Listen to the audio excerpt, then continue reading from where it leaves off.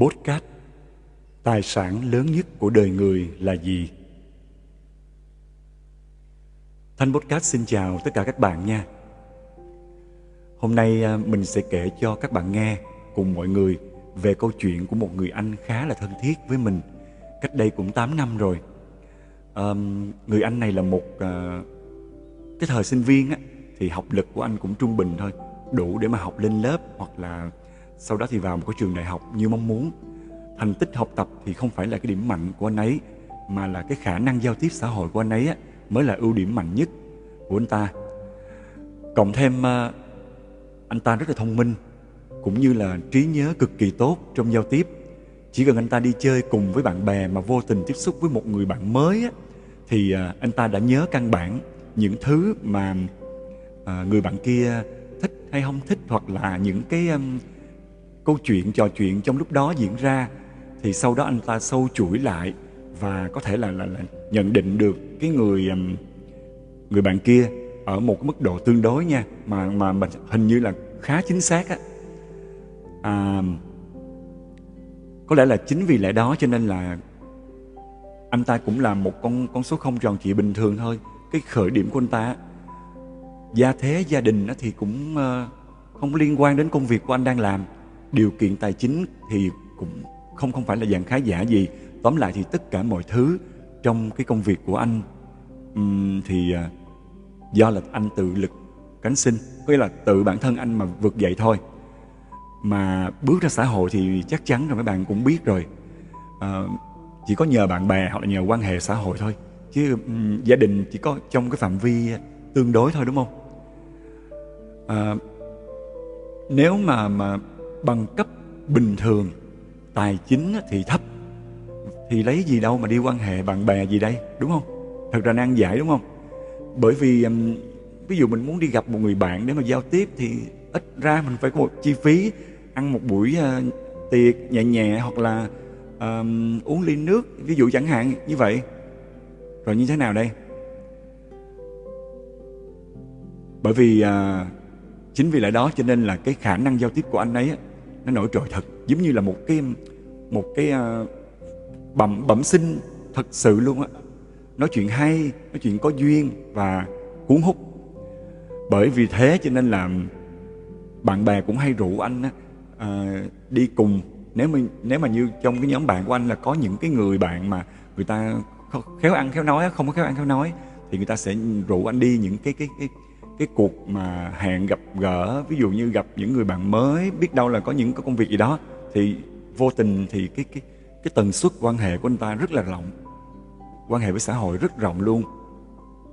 Thì những cái câu chuyện mà ví dụ như anh ta đi với bạn của anh ta, đi đến gặp một người bạn mới hay là một người khách đó đi, thì vô tình cái người khách đó, dĩ nhiên là cái công việc của bạn anh ta vẫn thuận lợi, và cộng thêm là cái người khách đó tự nhiên lấy quan hệ với anh ta luôn. Và trong tất cả những quan hệ từ trước đến giờ thì anh ta sẽ có những cái quan hệ để thuận cho công việc của anh ta, thì anh ta sẽ dùng để mà thuận lợi cho công việc. Cho nên chính vì lẽ đó cho nên là tất cả cái con đường của anh ta trong công việc anh đi á, nó thuận lợi. Đúng nghĩa là nhiều khi có những người bạn kêu là không biết tại sao mình đã đi được như vậy luôn. Có nghĩa là tại vì trong gia đình thì không ai liên quan hết, mà tại sao đi được như vậy. Thì đó là một cái chuỗi mà anh ta đã đi qua được. Và mấy bạn biết không,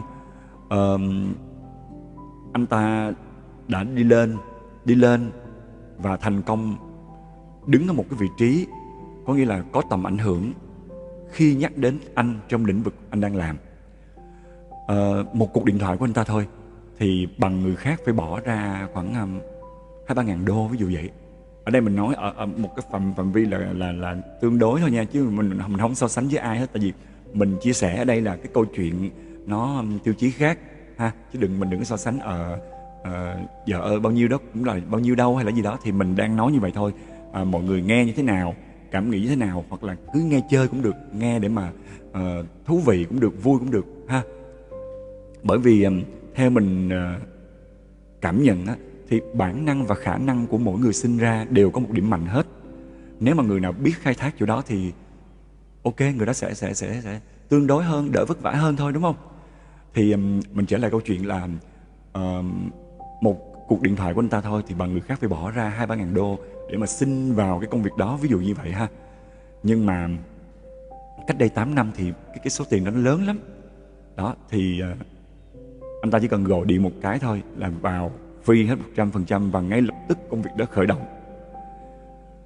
Mọi thứ á, bản thân anh á, khi mà anh đang đứng ở vị trí đó trong nghề á, mà anh còn không biết nữa, có nghĩa là anh thích công việc lắm, anh yêu nghề lắm, anh cứ làm, anh hăng say làm vậy đó. Có những người xung quanh anh, những đối thủ cạnh tranh anh rất là dễ sợ, họ đáng nể anh lắm, và những người bạn mến mộ anh đến mức nào luôn đó.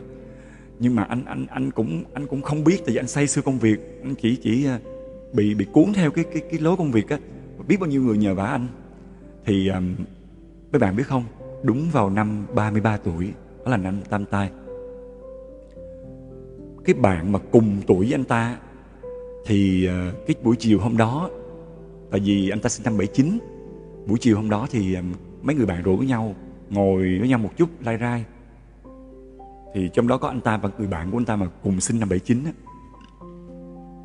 Lai rai xong thì qua ngày mai người đó nhập viện, và bác sĩ nói là nếu như mà chỉ cần mà cái người đó vào bệnh viện trễ xíu thôi là có thể là mất mạng.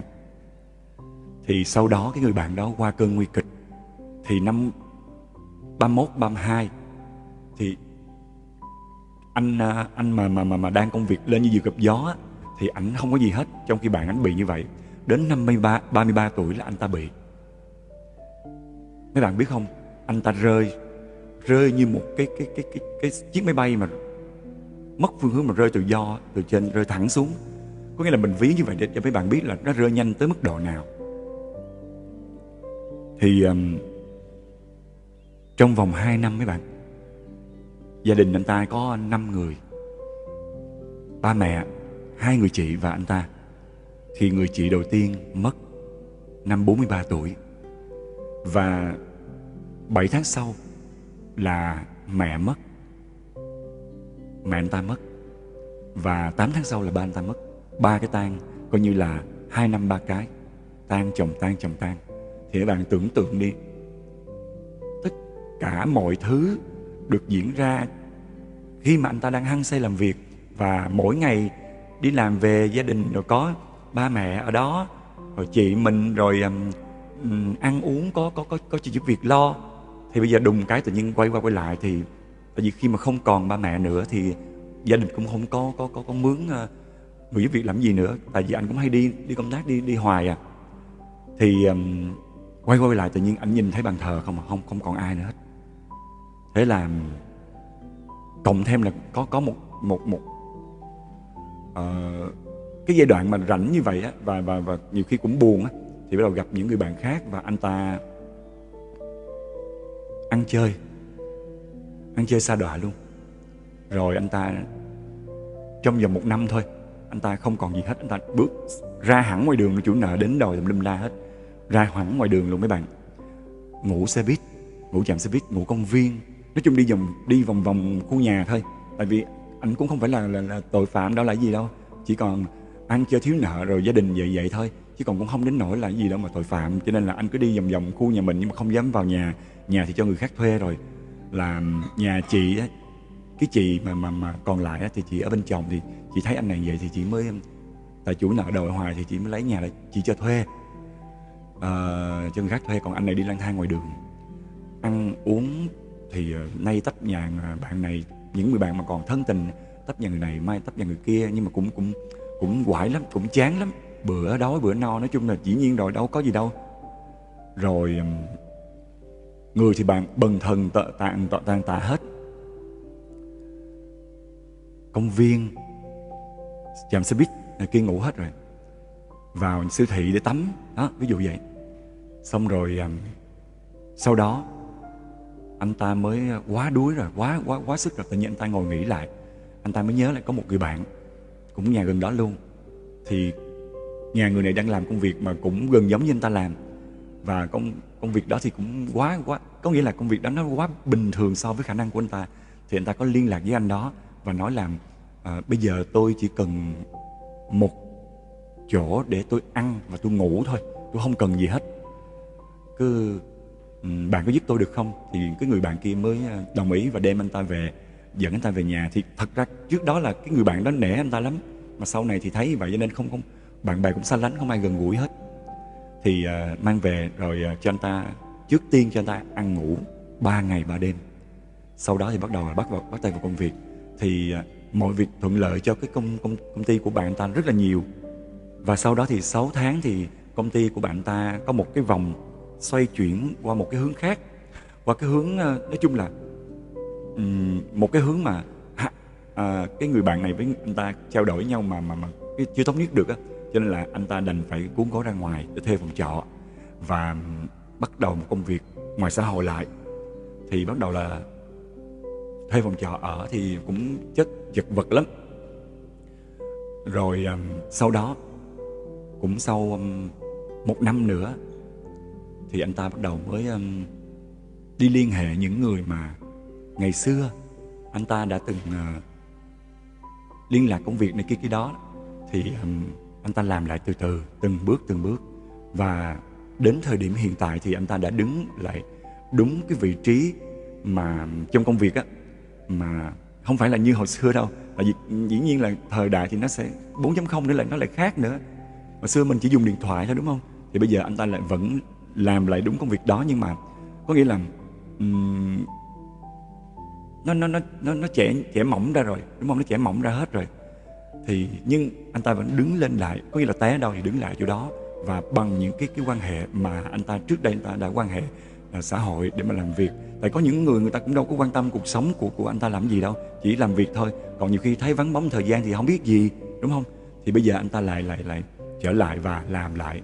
Thì có một ngày nọ mình có ngồi chơi với anh ta, và trong một cái lần mà anh ta cũng hơi say mềm, anh ta có chia sẻ với tất cả các mọi người trong bàn, và cũng nói một câu: mọi người rất là nể anh, bởi vì anh vấp ngã và anh đứng lên, thật sự rất nể, bởi vì quá bản lĩnh.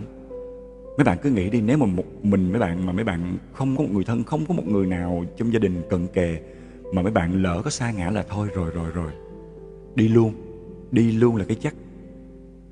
Nhưng mà anh ta đứng lên và làm. Thì anh ta mới nói là qua những cái gì mà anh ta đã trải qua, thì anh ta muốn chia sẻ là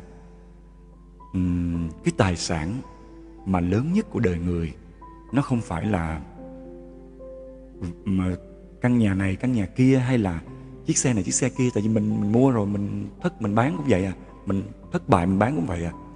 Hoặc là gì đó ngoài cái phần mà mình nói về cái gia đạo đi, ví dụ như là gia đình, vợ chồng, con cái này kia, thì mình không nói. Cái đó là dĩ nhiên là tài sản tinh thần.